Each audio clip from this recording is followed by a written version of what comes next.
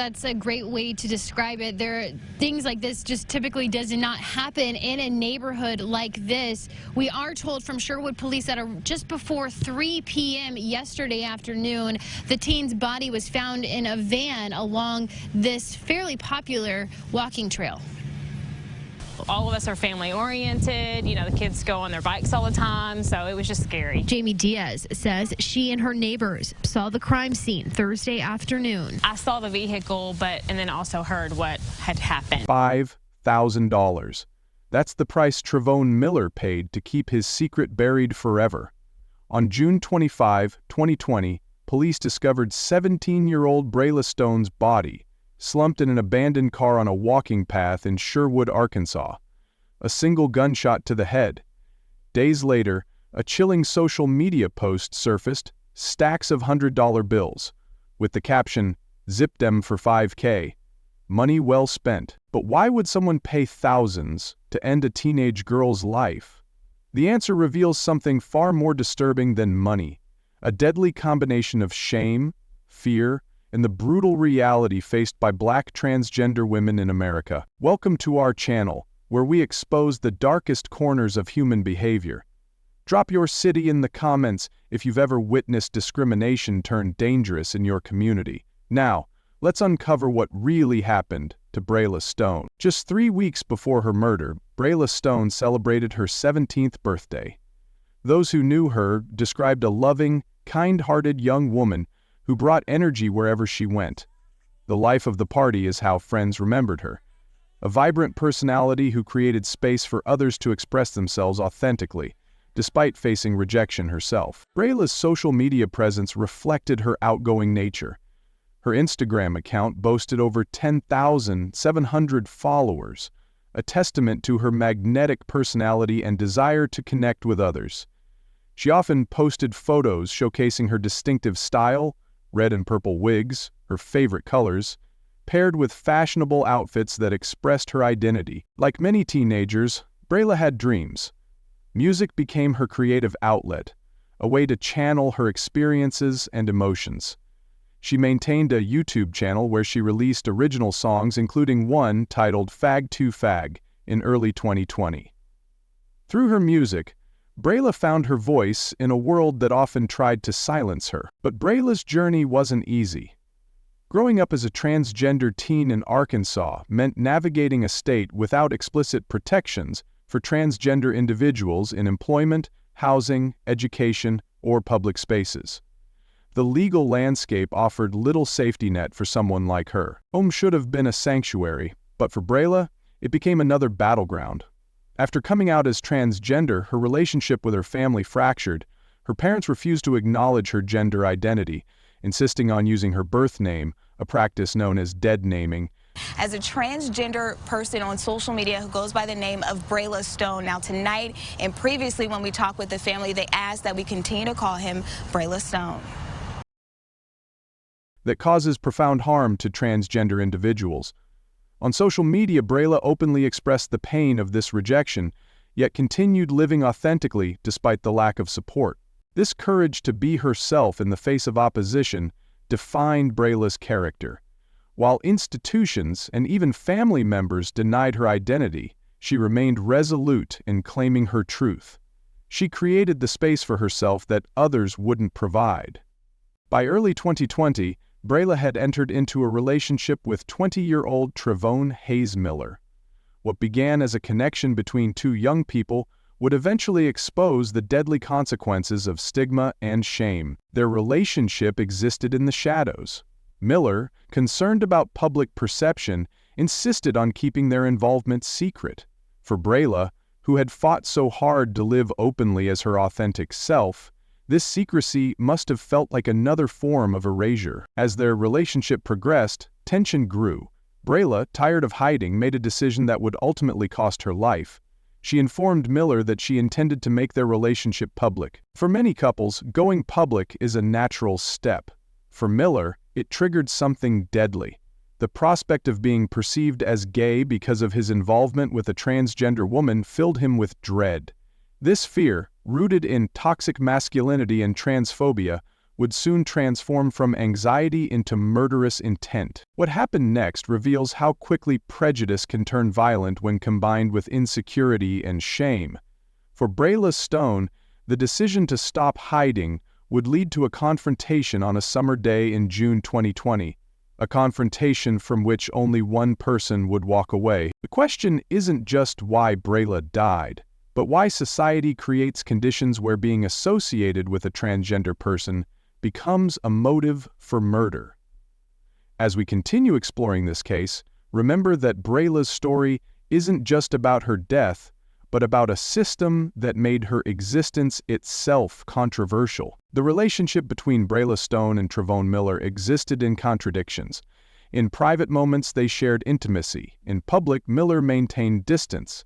Court documents would later reveal they had been involved in a sexual relationship, one that Miller desperately wanted to keep hidden. For a young man like Miller, public perception carried weight.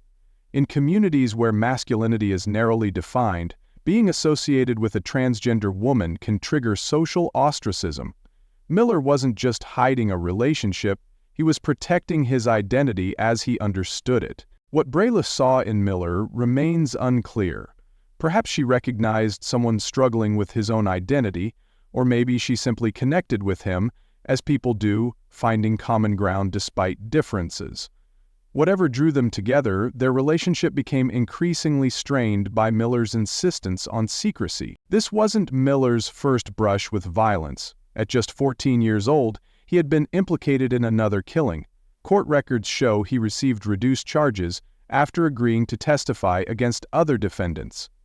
This history of violence foreshadowed what would happen when his relationship with Brayla threatened to become public knowledge. As spring turned to summer in 2020, Brayla made a decision.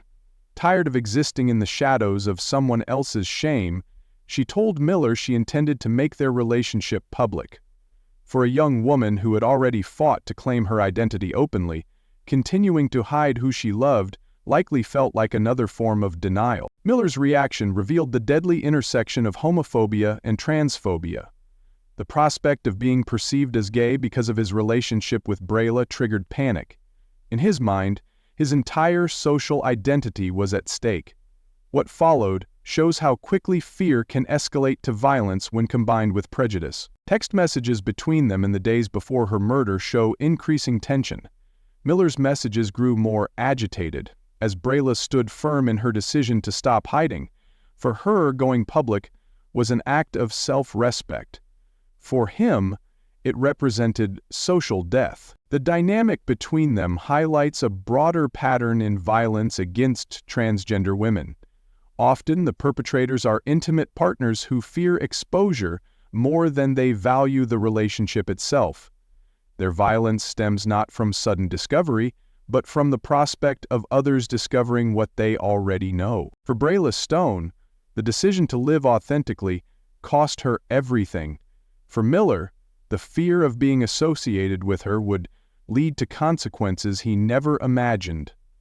As police began investigating the abandoned car and the body inside it, the clock started ticking on his freedom. June 25, 2020 began as an ordinary summer day in Sherwood, Arkansas.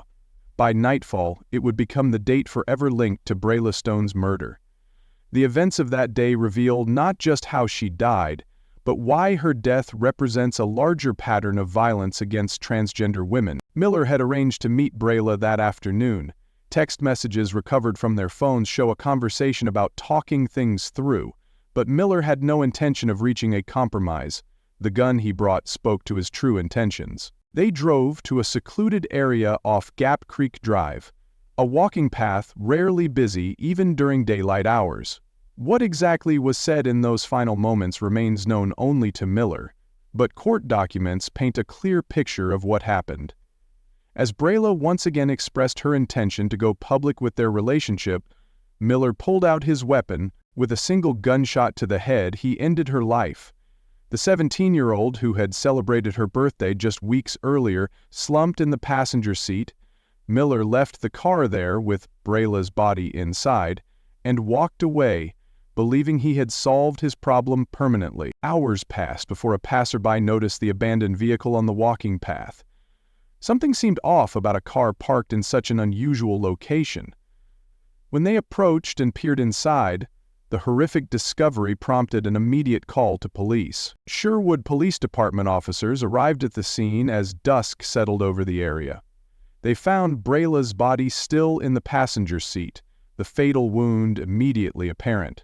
Crime scene technicians worked through the night, collecting evidence including the bullet casing, fingerprints, and Brayla's phone. The investigation took a bizarre turn the following day when a social media post began circulating online. The images showed stacks of $100 bills with $5K written in red text across them. The caption read, "Zipped M for 5K, followed by money well spent." The implication was clear. Someone was claiming to have been paid to kill Brayla. Journalist and trans activist Ashley Marie Preston brought national attention to this disturbing development, sharing screenshots on Twitter. "Another black trans girl was murdered," she wrote.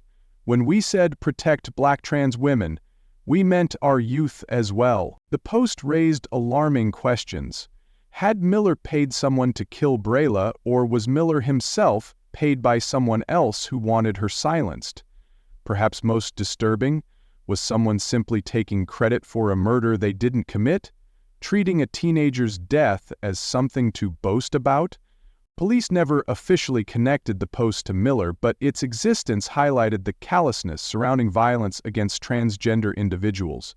The post was quickly deleted, but not before it had been screenshotted and shared widely, adding another layer of horror to an already tragic situation. As detectives pieced together the timeline, they discovered security camera footage from businesses along the route Miller and Brayla had traveled. Cell phone data placed both their phones in the same location at the time of the murder. Text messages revealed their relationship and the growing tension over Brayla's desire to make it public. But here's where I need you to pause and think about something. If you discovered someone you knew was in a relationship with a transgender person, would you think differently about them? Would you judge them? Because that fear, that judgment, is exactly what drove Miller to murder. Drop a comment below with your thoughts on how we can change these deadly attitudes in our communities. 1 week after Brayla's body was discovered, police arrested Trevone Miller. When officers took him into custody, they found evidence linking him directly to the crime scene. The case against him was building, but the motive became increasingly clear. He killed Brayla to prevent her from revealing their relationship. The murder weapon was never publicly identified, but ballistics evidence recovered from the scene matched a firearm Miller had access to. Combined with the digital evidence from their phones and witness statements about their relationship, prosecutors built a solid case. As news of Miller's arrest spread, the community's grief transformed into demands for justice. More than 100 people gathered at Boyle Park in Little Rock for a vigil honoring Brayla's memory. Attendees wore red and purple, her favorite colors, as they called for accountability not just for her killer, but for a system that fails to protect transgender individuals. Online, a petition on change.org calling for justice for Brayla gained momentum, eventually gathering over 340,000 signatures. The massive response demonstrated that people across the country recognized the significance of her case and the pattern it represented. For Brayla's friends and supporters, justice would mean more than just punishing her killer. It would require acknowledging the factors that made her vulnerable in the first place: transphobia, racism, and a legal system that offered little protection for someone like her. As Miller awaited trial in custody, prosecutors prepared to present evidence that would reveal exactly what happened on that walking path and why a 17-year-old's life was deemed disposable by the person who claimed to care for her. As Trevone Miller sat in jail awaiting trial, Brayla's case gained national attention. The Center for Artistic Revolution organized vigils where attendees wore red and purple to honor her memory. These gatherings weren't just about mourning, they were calls to action, demands that the justice system take violence against transgender individuals seriously. The change.org petition surged past 340,000 signatures, eventually reaching over 630,000. Each signature represented someone saying Brayla's life mattered, that her murder deserved consequences. This groundswell of support put pressure on prosecutors to pursue the case aggressively, but justice moves slowly. For months, Miller remained behind bars as prosecutors built their case. They had compelling evidence: the murder weapon connected to Miller, digital communications showing the nature of their relationship, and Miller's clear motive to silence Brayla before she could reveal their involvement. What made the case particularly strong was Miller's history. This wasn't his first encounter with homicide. At just 14 years old, he had been implicated in another killing. In that case, he received reduced charges after agreeing to testify against other defendants. This pattern of violence suggested Brayla's murder wasn't an impulsive act, but the action of someone familiar with deadly force. In August 2021, more than a year after Brayla's death, Miller appeared in court for what many expected to be the beginning of a lengthy trial. Instead, he made a decision that would spare both families the trauma of courtroom proceedings. He pleaded guilty to first-degree murder. The plea agreement revealed details previously unknown to the public. Court documents explicitly stated that Miller killed Brayla to keep Ms. Stone from revealing that they were in a sexual relationship. The official record now confirmed what many had suspected. This was a murder motivated by shame and fear of exposure. When the judge handed down the sentence, its severity reflected the heinousness of the crime. Miller received 50 years in prison, 40 years for the murder charge, and an additional 10 years for a firearms enhancement. Under Arkansas law, he must serve at least 35 years before becoming eligible for parole. By then, he'll be in his mid-50s, having spent more time incarcerated than free. For many in the transgender community, the sentence represented a rare moment of accountability in a justice system that often fails them. Too frequently, crimes against transgender individuals go unsolved or receive minimal punishment. Brayla's case broke that pattern. But was this truly justice? For Brayla's friends, no prison sentence could bring her back or make up for the years stolen from her. Brayla was an outgoing person. He lived his life to the fullest. He's real sweet. He was the light to my life. I'm such a laid-back person. He just brought that spark, that get up.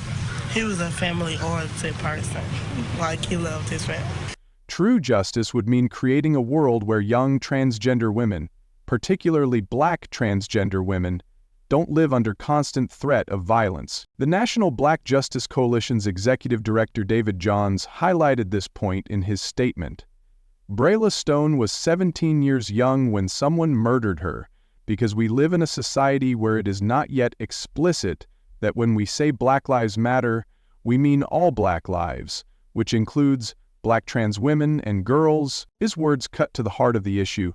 Brayla's murder wasn't just an individual crime, but a symptom of intersecting systems of oppression that devalue Black transgender lives. The media coverage of Brayla's case revealed another problem. Many outlets initially used her birth name rather than her chosen name, a practice that erases transgender identities even in death. Activists had to fight for Brayla to be recognized as who she truly was, not who others insisted she should be. This is where I want you to think about something important. How would you want to be remembered if something happened to you? By the name you've chosen for yourself, or by a name others insist on using? Share your thoughts in the comments below about the importance of respecting someone's identity even after death. As Miller began serving his sentence, Brayla's case faded from headlines, but for transgender individuals in Arkansas and beyond, the reality of vulnerability remained. In the year of Brayla's death, 44 transgender people would be killed nationwide, a record at that time. Each case represented a person with hopes, dreams, and relationships just like Brayla. The question lingering after Miller's sentencing wasn't whether justice had been served in this specific case, but whether society would address the conditions that make such violence possible in the first place. A 50-year sentence punishes one perpetrator, but it doesn't change the culture that produces them. Brayla Stone's murder didn't happen in isolation. Her death was part of a deadly pattern targeting transgender individuals across America. In 2020, the year Brayla was killed, 44 transgender people lost their lives to violence, the highest number recorded at that time. She was the 17th transgender person killed that year, and it was only June. These statistics tell a devastating story. Being transgender in America can be a death sentence, particularly for Black transgender women. The average life expectancy for this group falls far below the national average, with violence being a primary cause. This isn't random, it's systematic. Arkansas, where Brayla lived and died, offered minimal protection for transgender individuals in 2020. The state lacked comprehensive hate crime legislation that included gender identity as a protected category.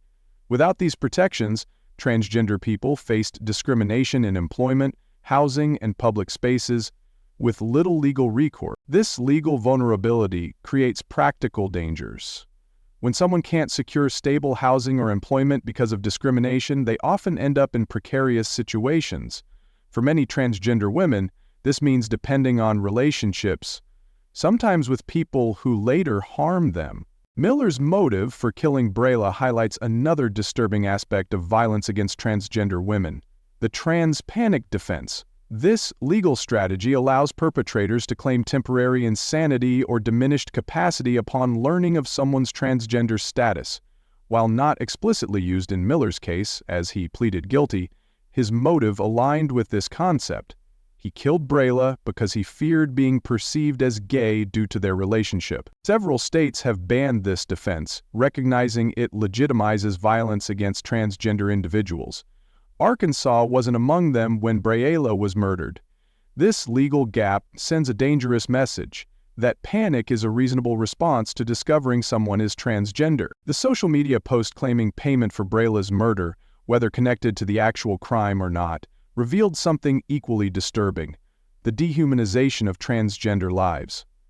Treating her death as something to boast about online demonstrates how thoroughly some segments of society have devalued transgender existence. Journalist Ashley Marie Preston highlighted another aspect of this dehumanization when she noted media outlets used Brayla's birth name instead of her chosen name. This practice, called dead naming, erases transgender identities even in death.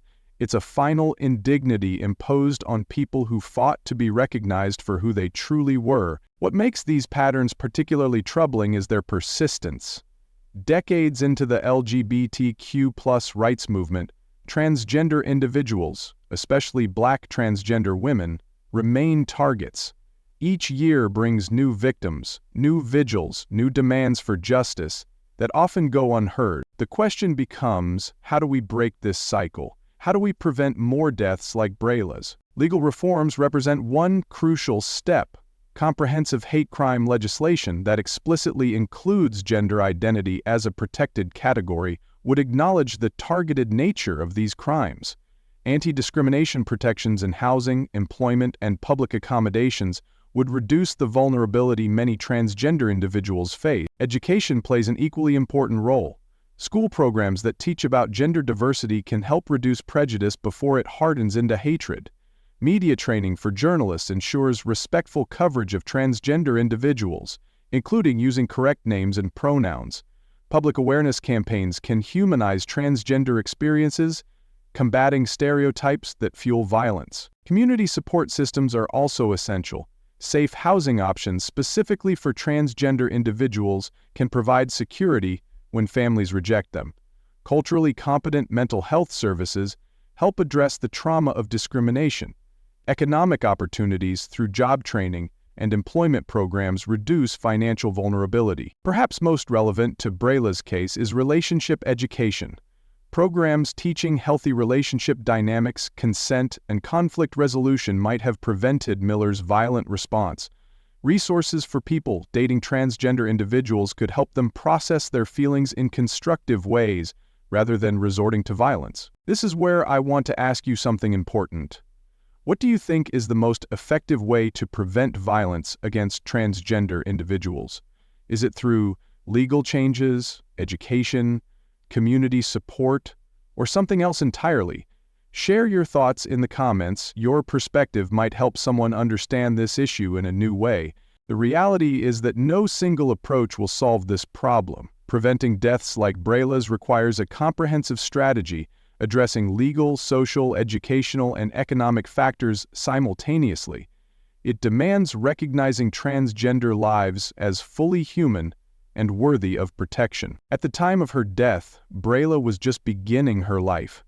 At 17, she had already shown remarkable courage. By living authentically despite opposition, she created music, built a social media following, and made space for others to express themselves. Her potential was limitless, until someone decided her existence threatened his reputation. The tragedy isn't just that Brayla died, but that her death was preventable. With different social attitudes, better legal protections, and more support systems, she might still be alive today, creating music and inspiring others with her authenticity. As we consider Brayla's story, we must recognize that justice isn't just about punishing her killer. True justice would mean creating a world where young, transgender women can live without fear, where their identities are celebrated rather than targeted. Brayla Stone's life mattered, not just as a statistic or cautionary tale, but as a young woman with dreams cut short by fear and prejudice. Her murder exposed the deadly consequences when society treats transgender lives as controversial or disposable. While Miller serves his 50-year sentence, the conditions that led to Brayla's death persist. Each of us has a choice: accept this reality or work to change it. Brayla was known for creating space where others could be themselves. Perhaps her legacy is the challenge to create that same space in our communities, ensuring no one else pays with their life for living authentically. If you've been moved by Brayla's story, hit subscribe for more true crime stories.